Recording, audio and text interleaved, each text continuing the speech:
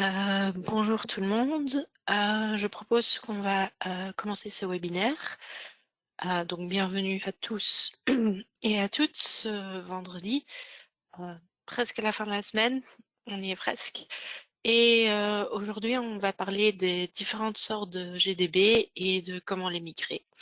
Donc je vais continuer vers le prochain slide pour vous montrer le contenu de notre webinaire aujourd'hui. Donc d'abord, on va parler des géodatabases. Qu'est-ce que c'est une géodatabase? Qu'est-ce qu'une feature class? Quels sont les shapefiles? Quelles sont les différences entre un shapefile et une feature class? Et une fois qu'on a fait cette différence, on peut voir quel type de géodatabase il y a, donc quel type choisir.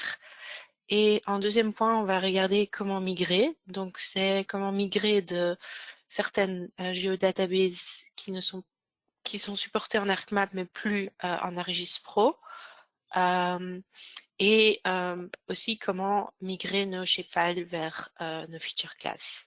Donc d'abord on va un peu parler théorie et puis on va vous montrer une démo pour vous illustrer les concepts qu'on a expliqués et à la fin pour ceux-là qui ont l'habitude de nos webinaires, on partage les liens qu'on a mentionnés pendant le webinaire et à la fin il y a un Q&A, un QR, donc à un moment de questions et réponses. Donc le principe, c'est que vous pouvez, pendant tout le webinaire, poser vos questions dans le chat.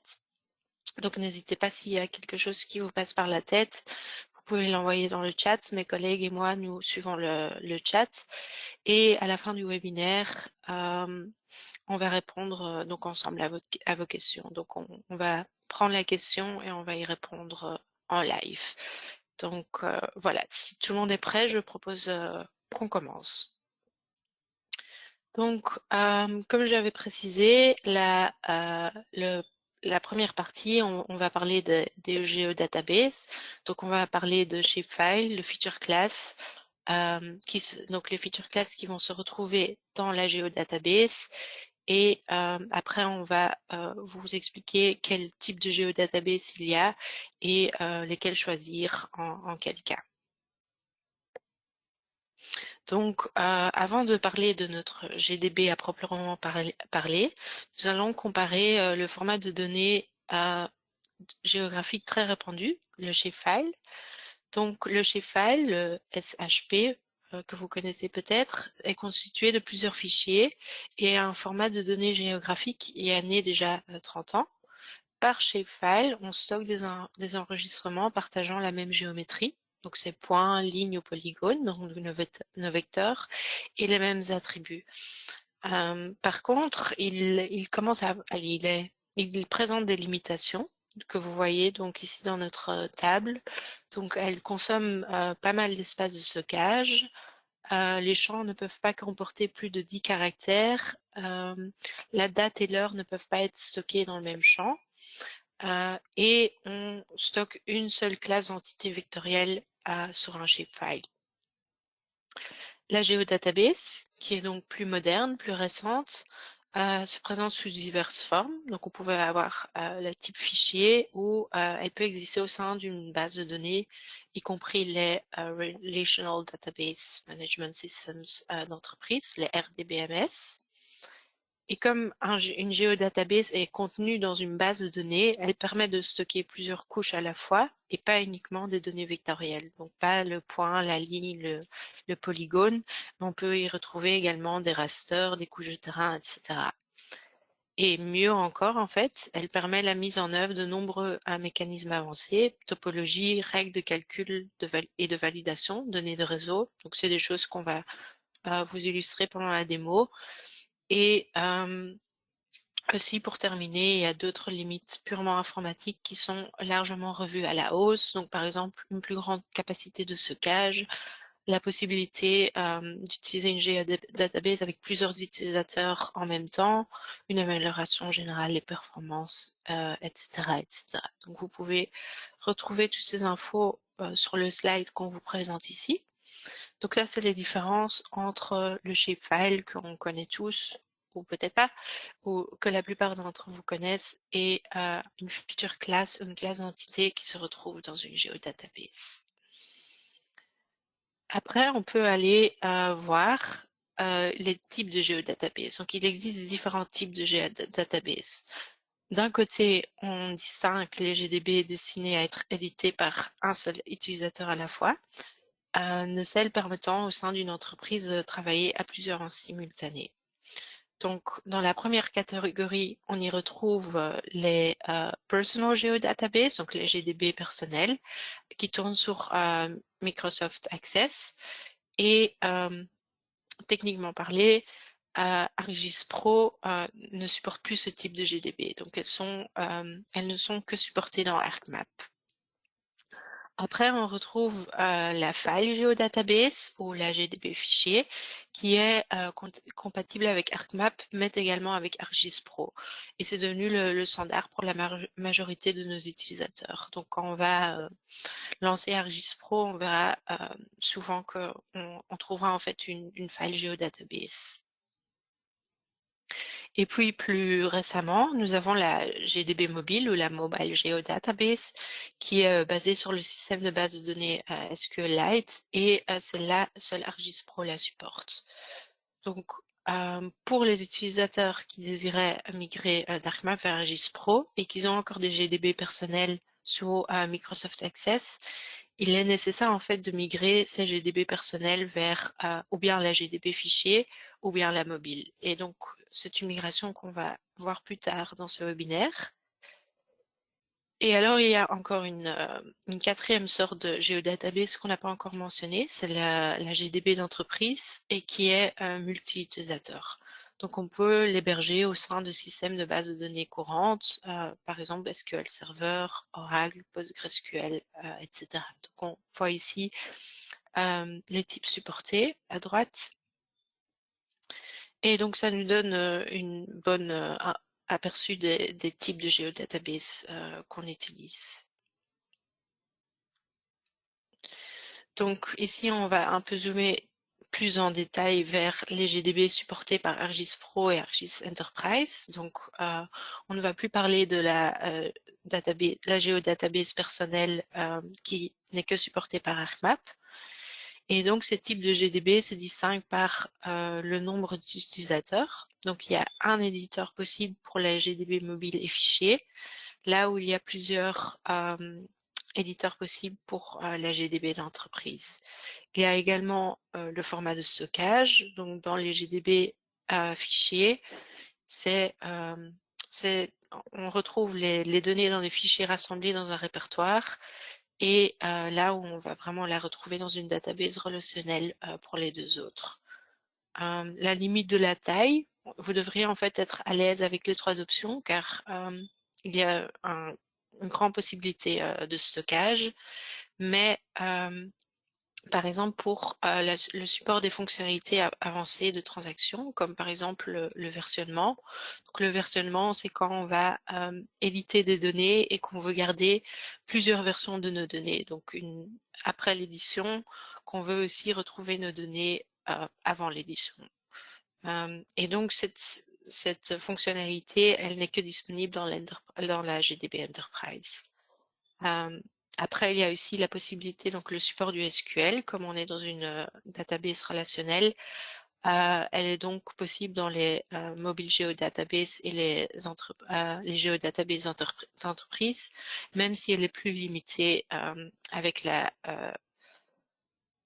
mobile GDB.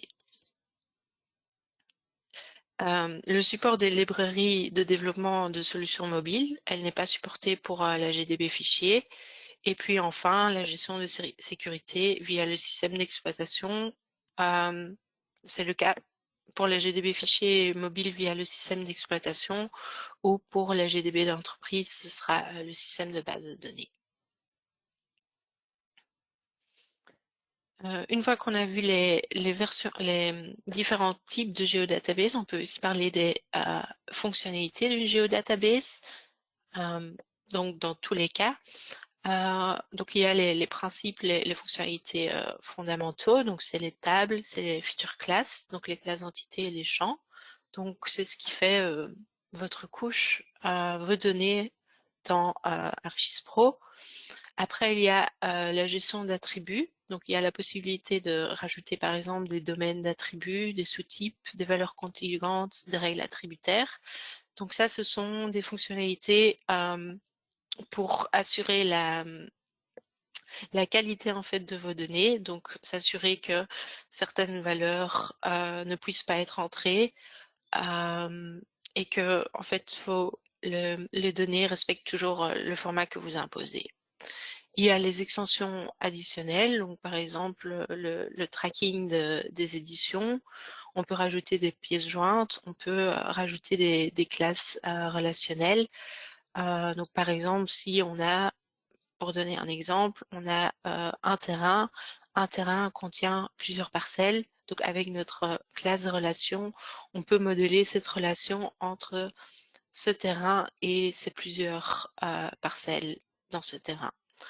On a également la possibilité de regarder dans le catalogue pour la GDB, donc par exemple consulter les métadonnées et on peut utiliser pas mal de tools de géoprocessing à, à base d'une géodatabase.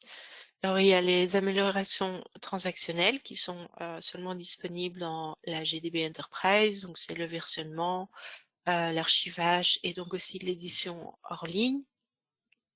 Et on peut aussi faire la gestion de tout ce qui est attributs spatiaux. Donc, par exemple, les feature datasets, ce sont des collections de feature classes qui ont le système de coordonnées et qu'ils ont un lien. Et donc, à ce moment-là, on peut modeler des topologies ou des réseaux, comme par exemple le Utility Network. Comme mentionné, la différence avec un shapefile, c'est que c'est une donnée vectorielle, où là, dans une géodatabase, on peut également faire la gestion des rasters, donc on peut créer des datasets mosaïques ou utiliser de l'imagerie orientée. Donc ça, c'est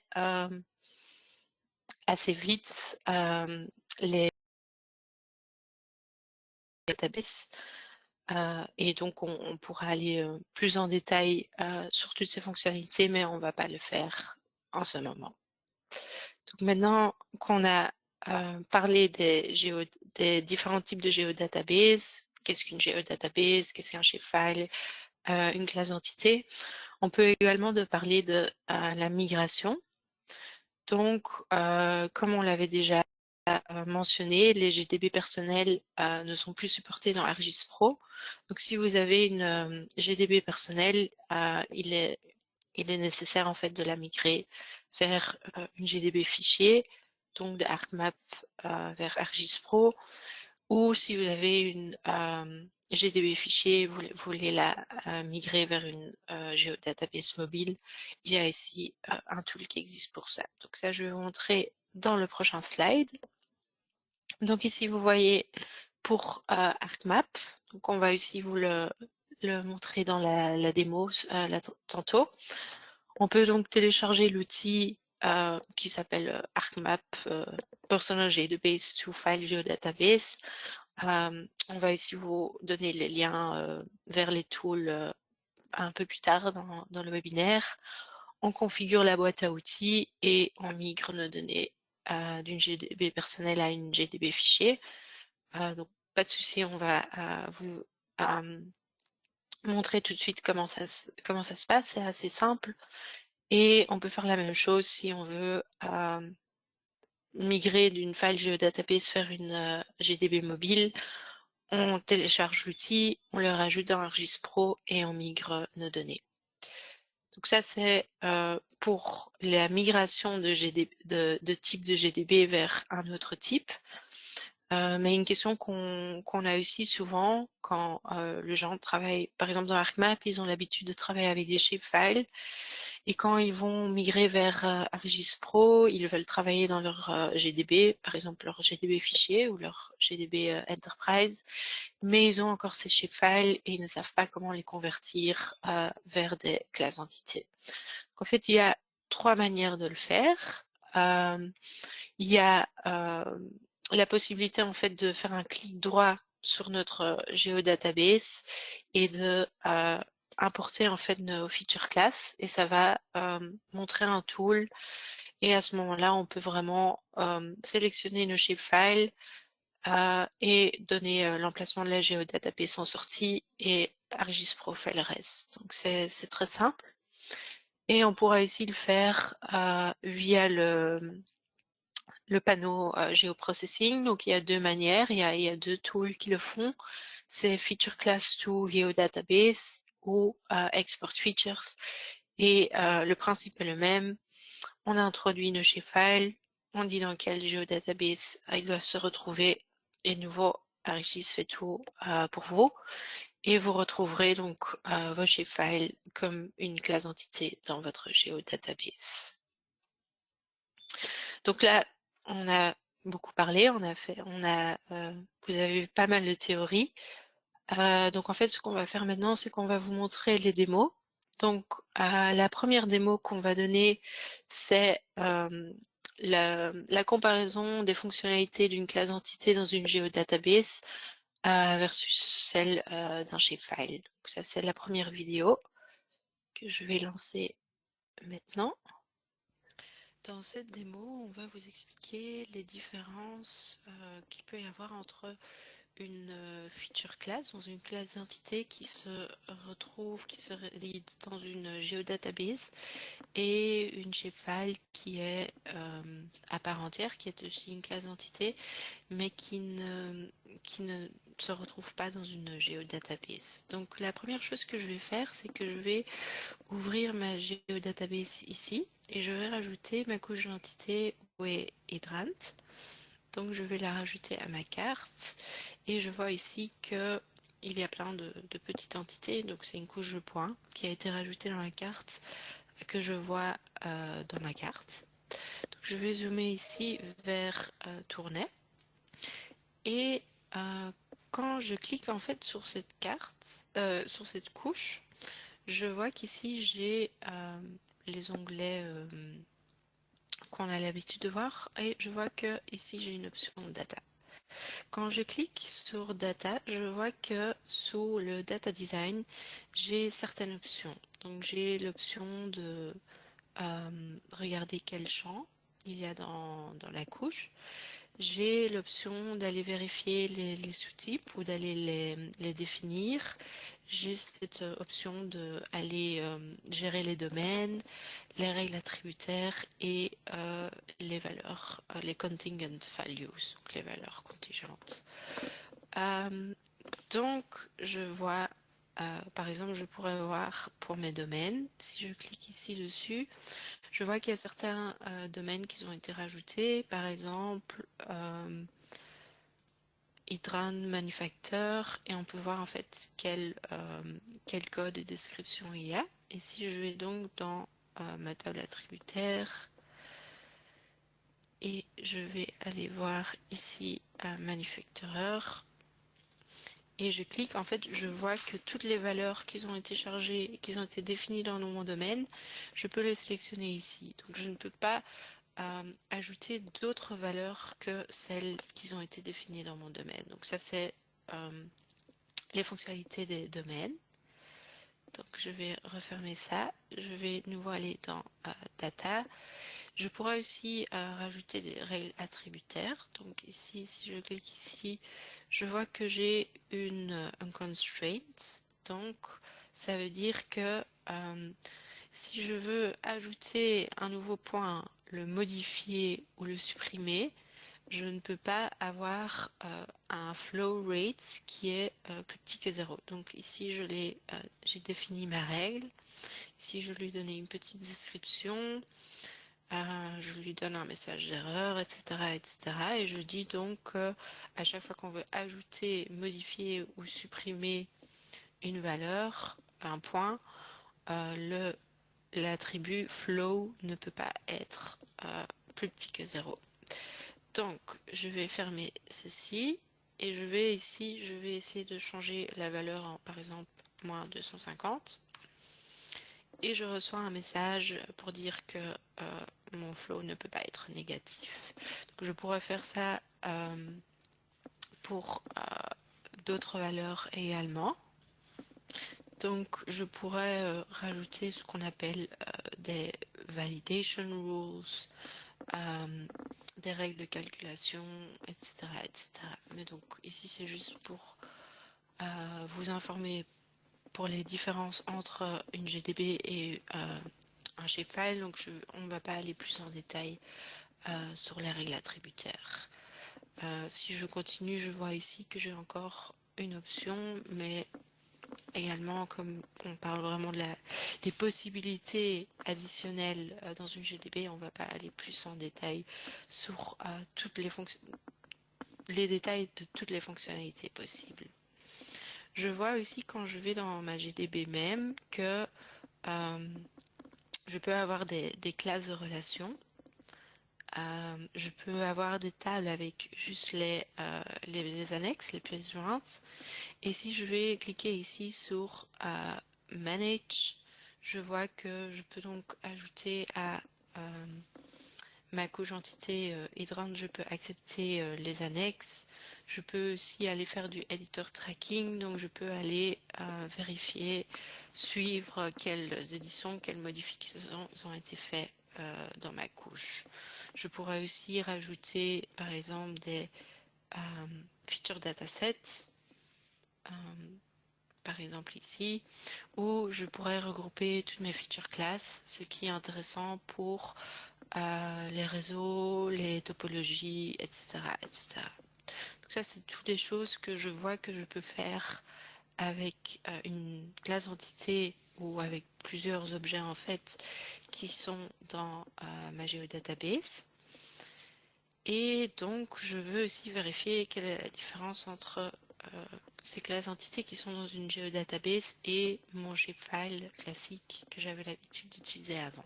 Donc, je vais fermer ma table attributaire et ici, je vais aller rajouter un shapefile, par exemple les urban areas. Donc, je vais ici le rajouter à ma carte. Donc, pour le moment, tout va bien, tout est la même chose. Je vais zoomer vers ma couche.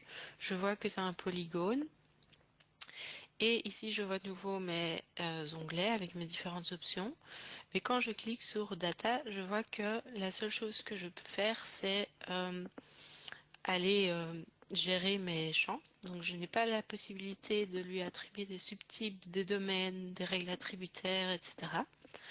Donc, j'ai une granularité de contrôle beaucoup plus petite. Je ne peux pas vérifier si quand je rajoute un nouveau champ, que l'intégrité de mes données, par exemple, a été respectée. Si je fais un clic droit, je vois que je n'ai pas la possibilité de faire l'éditeur tracking, que je ne peux pas créer de réseau à partir de mon shapefile, etc., etc.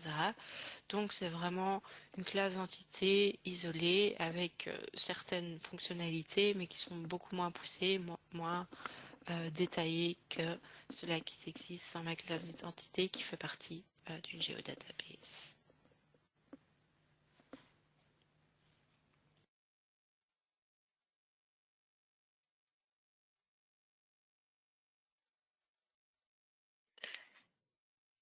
Oui, donc maintenant on a vu les différentes fonctionnalités d'une classe entité en comparaison avec un shapefile.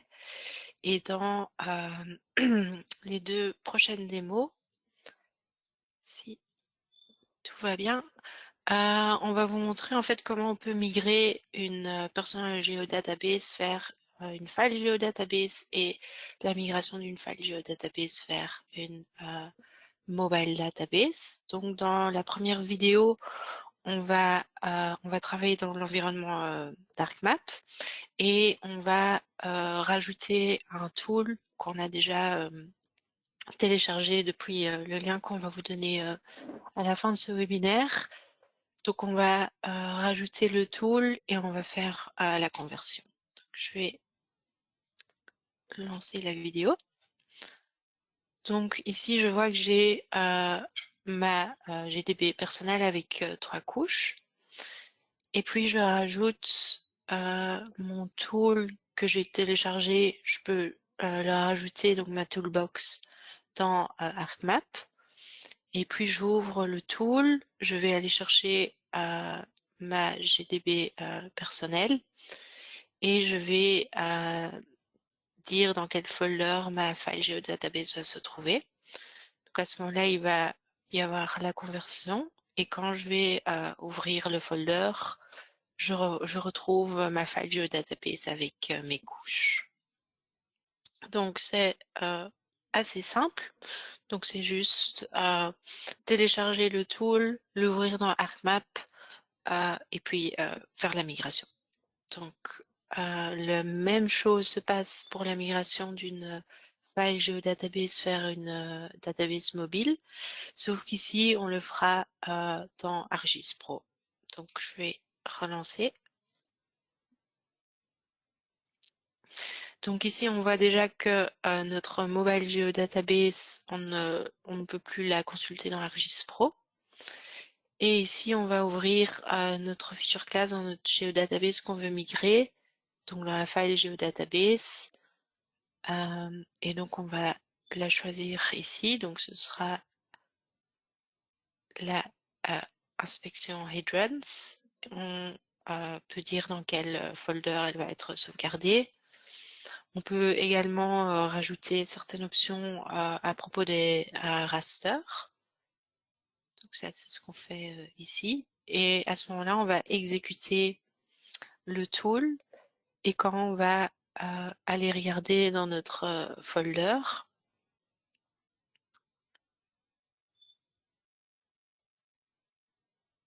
on voit ici qu'on a une nouvelle mobile geodatabase avec les mêmes couches. Si on va maintenant ouvrir une couche qui est dans cette mobile geodatabase dans notre carte et qu'on va vérifier la table d'attributaires, on voit que les mêmes données, les mêmes formats ont été respectés, sauf qu'elles se trouvent maintenant dans une mobile geodatabase et pas une file geodatabase. Donc ça, c'est en ce qui concernait les démos, donc les migrations et les fonctionnalités des géodatabases. Donc maintenant, on va parcourir les liens dont on a parlé dans dans le webinaire. Donc le plus important, je pense, ce sera le blog où vous pourrez retrouver les tools pour migrer vos géodatabases vers une file géodatabase ou une mobile géodatabase et aussi de l'aide, allez, le Q&A à propos des géodatabases. Vous pouvez les retrouver ici. On partage aussi la présentation et les liens à la fin du webinaire. Donc, vous les retrouverez bientôt dans votre inbox. Ici, on a encore une fois rajouté les types de GDB, donc une nouvelle table avec les types de GDB supportés par ArcGIS Pro et ArcGIS Enterprise, donc un peu dans un autre format un peu plus comparatif qui peut aussi être intéressant pour faire le choix de votre GDB. Alors, on vous partage, comme d'habitude, on vous partage aussi les liens vers la documentation, la communauté d'Esri, l'endroit où vous pouvez trouver des trainings ou vraiment chercher tous les webinaires, les tutos à propos d'un thème spécifique. Donc ça, c'est Learn ArcGIS. Donc on vous les partage pour que si vous avez encore des questions ou vous voulez tester quelque chose vous-même, vous pouvez toujours le faire via ces plateformes. Donc maintenant on arrive presque à la fin de ce webinaire et avant de faire le questions et réponses, on voudrait encore vous réchauffer pour notre prochain webinaire qui se déroulera le 29 mars 2024.